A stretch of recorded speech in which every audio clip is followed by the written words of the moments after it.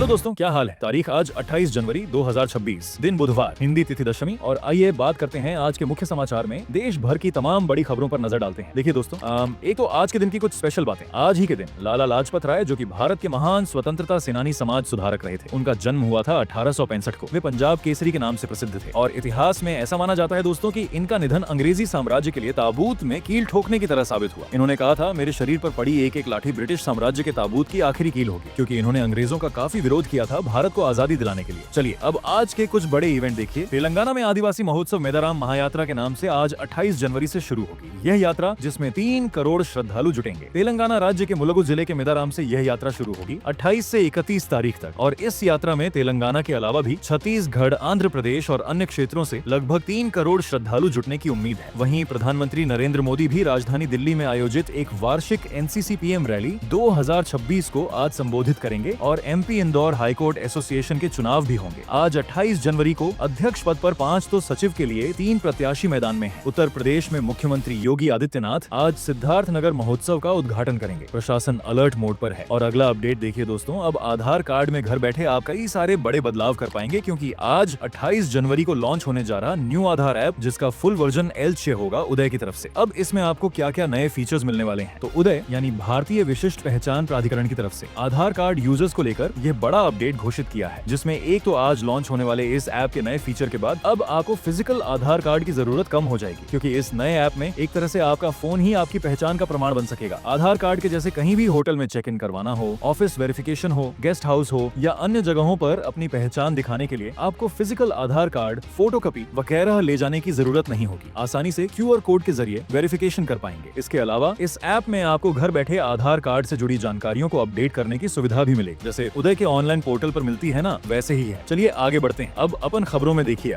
भारत और यानी यूरोपीय यूनियन के बीच ऐतिहासिक मदर ऑफ डील्स फाइनल हो चुकी हैं। इससे यूरोपियन कारें सस्ती होंगी। प्रधानमंत्री नरेंद्र मोदी ने भी इस डील को बताया गेम चेंजर। आखिरकार भारत यूरोपीय संघ के बीच ऐतिहासिक व्यापारिक समझौते पर फाइनल मोड़ लग चुकी है। इस ट्रेड डील के बाद प्रधानमंत्री नरेंद्र मोदी बोले कि दुनिया भर में इसकी चर्चा हो रही है। हालांकि अमेरिका ने इस डील पर नाराजगी जताई है, लेकिन भारत और यूरोपीय यूनियन में पिछले 18 सालों की यह मेहनत आज कामयाब हुई। ट्रेड डील फाइनल होकर इस डील के बाद दोस्तों इंपोर्टेड लग्जरी कारों पर टैरिफ 110% से घटकर अब मात्र 10% रह जाएगा। जैसे BMW, मर्सिडीज वगैरह इस तरह की जो प्रीमियम सेगमेंट की कारें हैं वो सस्ती होगी। इसके अलावा प्रीमियम शराब पर भी अब 150% की जगह सिर्फ 20% ही टैक्स लगेगा, जो मतलब भारत में यूरोप से आने वाली वाइन, शराब, दारू वगैरह उस पर भी टैक्स कम होगा, क्योंकि वैसे भारत अभी दुनिया की चौथी सबसे बड़ी अर्थव्यवस्था है, जबकि EU यानी यूरोपीय यूनियन दूसरी सबसे बड़ी इकोनॉमी है। तो दोनों के बीच जो ये ट्रेड डील हुई, ये एक तरह से देखा जाए दोस्तों तो दुनिया भर के लिए, सभी देशों के लिए चौंकाने वाली बात होगी, क्योंकि भारत का यूरोपीय यूनियन के साथ यह मुफ्त व्यापार समझौता बड़ा ऐतिहासिक है। इस समझौते से और भी क्या क्या बेनिफिट मिलेंगे। भारतीय निर्यातकों को यानी एक्सपोर्ट्स को बढ़ावा मिलेगा, किसानों के हितों का ख्याल रखा गया है, प्रोफेशनल्स को ज्यादा फायदा मिलेगा। कुछ और की पॉइंट्स इसके बारे में आप देख सकते हैं। और दोस्तों इस डील पर साइन करते हुए भारत और यूरोपीय यूनियन के रिश्तों की नई युग की शुरुआत बताई। PM मोदी ने साझेदारी की प्राथमिकताएं भी गिनाई। भारत EU ट्रेड डील पर वर्ल्ड मीडिया का क्या रिएक्शन देखने को मिला। ब्लूमबर्ग ने लिखा कि ट्रंप को यह करारा जवाब है, क्योंकि आजकल अमेरिकी राष्ट्रपति डोनाल्ड ट्रंप सभी देशों के लिए अपने आप को ज्यादा बिग नेता के रूप में समझ रहे थे, लेकिन भारत के यूरोपीय यूनियन के साथ ये ट्रेड डील ट्रंप के लिए एक मुंह तोड़ जवाब है। न्यूयॉर्क टाइम्स भी बोला कि ऐसे समय डील होना जब अमेरिका भरोसेमंद पार्टनर ही नहीं है। तो इस डील की वाकई में दुनिया भर में काफी चर्चा हुई और यूरोपीय कमीशन के अध्यक्ष ने तो सीधा सीधा इसे मदद ऑफ डील्स कह दिया है। तो एक रिपोर्ट्स के मुताबिक इस ट्रेड डील के फाइनल होने के बाद अब भारत को 75 बिलियन का एक्सपोर्ट्स में फायदा होगा। इतना एक्सपोर्ट बढ़ेगा हर साल, क्योंकि यूरोपीय यूनियन जो है ना दोस्तों, ये कोई अकेला देश नहीं है, बल्कि 27 देशों का एक संगठन है। पूरा यूरोप है, यूं समझ सकते हैं आप। तो भारत के लिए दुनिया भर में एक्सपोर्ट के दरवाजे खुल जाएंगे। जहां अमेरिका ने टेररिफ वगैरह बना दिया है, तो भारत को अब अन्य जगहों पर इन यूरोपीय कंट्रीज में नया मार्केट मिलेगा। राइट, फ्रांस समेत 27 देशों के साथ भारत की ये डील यूं समझ सकते हैं कि फाइनल हो चुकी है। तो वैसे इस डील के और क्या क्या बेनिफिट होंगे मैंने आपको बताएं। और भी डिटेल जानकारी अगर आप देखना चाहते हो दोस्तों, तो इस न्यूज चैनल पर कल शाम को ही मैंने वीडियो डाला, आप जरूर चेक कर लीजिएगा। फिलहाल सीधा आगे बढ़ते हैं खबरों में। देखिए, आप बजट 2026 की तैयारियां भी पूरी हो चुकी हैं। नॉर्थ ब्लॉक में हुई हलवा सेरेमनी। वित्त मंत्री निर्मला सीतारमण ने अधिकारियों का मुंह मीठा करवाया। 1 फरवरी 2026 को पेश होगा पेपरलेस बजट, और बजट सत्र से पहले सर्वदलीय बैठक भी हुई, जिसमें 35 से भी ज्यादा पार्टियों के सांसद शामिल हुए हैं। सरकार ने VVG रामजी बिल कानून पर चर्चा करने से इनकार कर दिया। 28 फरवरी से यानी आज से ही बजट सत्र की शुरुआत हो जाएगी। राष्ट्रपति द्रौपदी मुर्मू के लोकसभा और राज्यसभा की संयुक्त बैठक को संबोधित करने के साथ चलिए सोना चांदी के भाव पर अगली बड़ी खबर आ रही है दोस्तों कि चांदी में फिर से एक ही दिन में 26,859 रुपए तक की बढ़ोतरी देखने को मिली और अभी चांदी का भाव 3,44,000 रुपए प्रति किलो पहुंच चुका है। ये तो IBGA के लेटेस्ट रेट है। MCX तो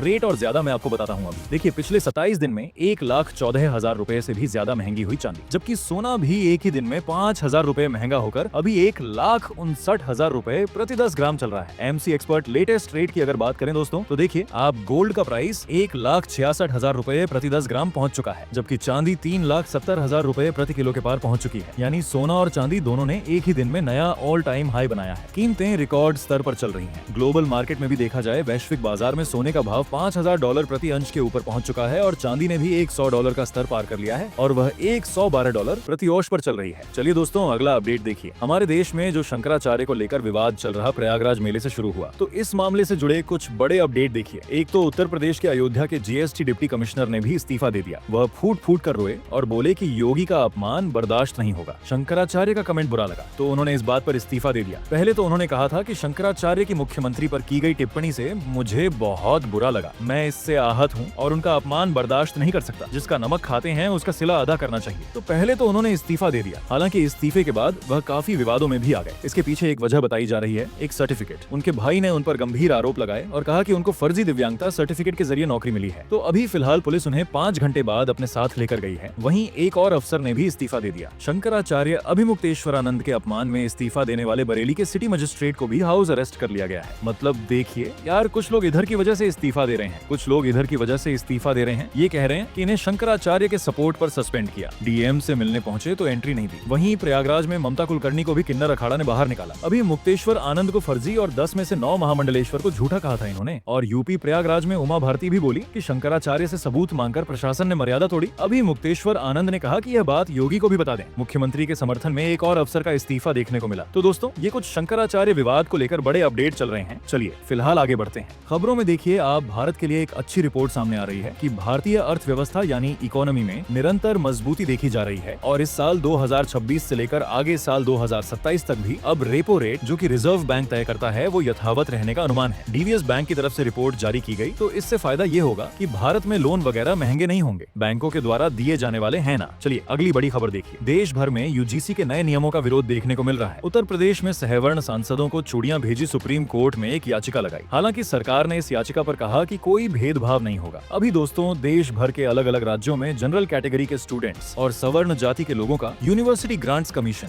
UGC के नए नियमों को लेकर विरोध देखने को मिल रहा है। हालांकि युवाओं के विरोध के बाद केंद्रीय शिक्षा मंत्री का कहना है कि इसका गलत इस्तेमाल करने का अधिकार किसी को नहीं होगा। लेकिन सबसे बड़ा सवाल यह है कि आखिर UGC के नए नियमों का विरोध क्यों किया जा रहा है और नए नियम क्या है। तो जरा अभी इसी महीने 13 जनवरी को UGC ने अपने कुछ न्यू रेगुलेशंस को नोटिफाई किया था, जिनका नाम है promotion of equity in higher education institution regulations 2026। और इस नए एक्ट के तहत कॉलेजों और यूनिवर्सिटी में जाति आधारित भेदभाव को रोकने के लिए विशेष समितियां, हेल्पलाइन और मॉनिटरिंग टीमें बनाने के भी निर्देश दिए हैं। ये टीमें खासतौर पर SC, ST और OBC छात्रों की शिकायतों को देखेगी। ठीक है, और इस एक्ट के न्यू रूल्स में और क्या क्या की पॉइंट रखे गए हैं देख सकते हैं आप कि हर कॉलेज में इक्वल अपॉर्चुनिटी सेंटर EOC बनेगा। इस कमेटी में SC, ST, OBC, महिलाएं और दिव्यांग भी शामिल होंगे वगैरह वगैरह। अब इन नियमों को देखकर आपको यह लग रहा होगा कि आखिर सामान्य वर्ग के छात्रों को किस बात का डर है। कुछ लोग इन नए नियमों का समर्थन कर रहे हैं, तो बाकी ज्यादातर लोग UGC के इन नए नियमों का विरोध कर रहे हैं। तो देखिए, इन नए नियमों का सबसे पहले तो विरोध सोशल मीडिया पर देखने को मिला। धीरे धीरे यह विरोध धरातल पर शुरू हो गया। विरोध करने वाले लोगों का तर्क ये है कि उन पर झूठे आरोप लगाए जा सकते हैं। इसके साथ ही OBC को भी इन नियमों में सुरक्षा देने का विरोध हो रहा है, क्योंकि दोस्तों कुछ ऐसे केस रहे हैं पहले भी, जैसे पायल तड़वी केस, रोहित वेमुला केस, जो यूनिवर्सिटी में रिसर्च स्कॉलर थे, जिन पर कथित संस्थागत जातिगत भेदभाव के चलते इन्होंने इस तरह के कदम उठा लिए थे। उसके बाद भी देश भर में विरोध प्रदर्शन हुआ था, बहस और जवाबदेही की मांग उठी। तो ऐसी स्थितियों के चलते सरकार ने यह जो नया कानून बनाया,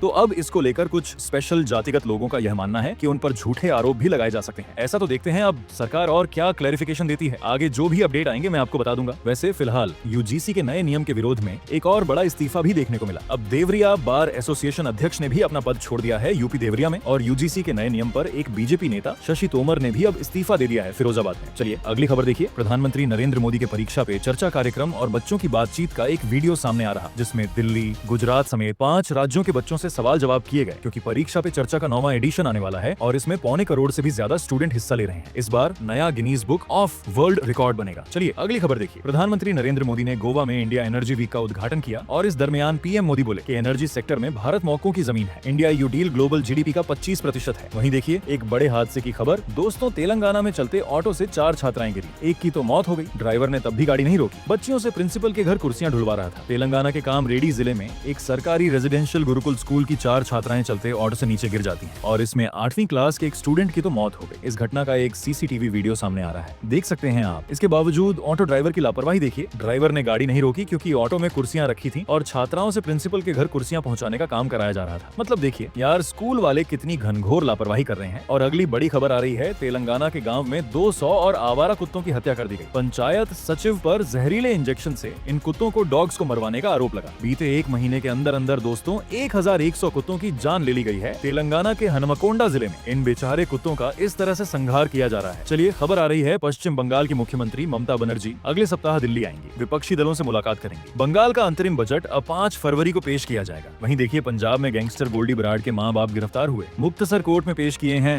पुलिस रिमांड मिला। अमृतसर के होटल में थे ये। 2 साल पुराने फिरौती केस में एक्शन लिया पंजाब पुलिस ने। एक और बड़ी सड़क दुर्घटना देखी, दिल्ली मुंबई एक्सप्रेसवे पर ट्रक में घुसी कार, 4 लोगों की मौत हो गई। 12 किलोमीटर तक गाड़ी भी घसीटती चली गई, ट्रक में फंसी थी ये लोग उज्जैन महाकाल के दर्शन करके नोएडा लौट रहे थे वापस, तभी यह भयानक सड़क हादसा हो गया। और हाँ, एक छोटी सी रिक्वेस्ट आपसे ये है कि अगर आप 7x24 न्यूज चैनल से अभी तक भी जुड़े नहीं हो तो जुड़ जाइए। चैनल को सब्सक्राइब करके बेल आइकॉन जरूर दबा दीजिएगा और इस वीडियो पर एक लाइक और शेयर भी कर देना, ताकि आपको रोजाना की ताजा खबरें, महत्वपूर्ण मुख्य समाचार, काम के न्यूज अपडेट सबसे पहले आपके मोबाइल